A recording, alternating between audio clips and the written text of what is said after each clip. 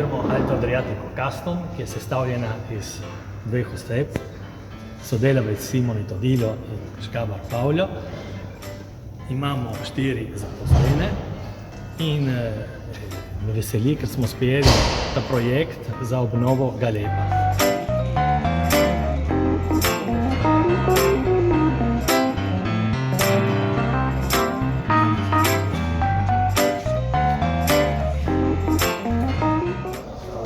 Siamo orgogliosi di aver partecipato al concorso per il restauro del Galeb.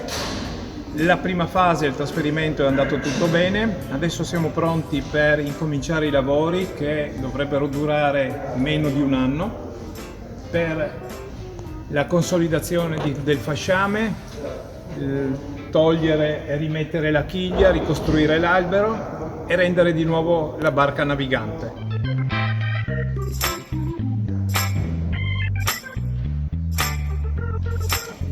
La tecnica per realizzare un fasciame incrociato su un fasciame originale consiste nell'applicare 2 strati di legno massello sottile a 45 gradi l'uno rispetto all'altro.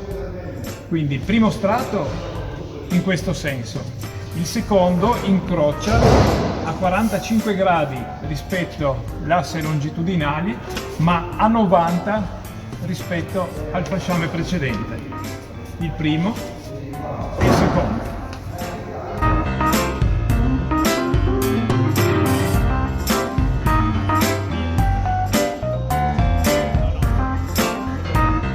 La nostra speranza come cantiere, oltre che a finire e completare la realizzazione del restauro, è anche quella di poter navigare e di poter venire a Pirano a vela con il Galeb a nuovo.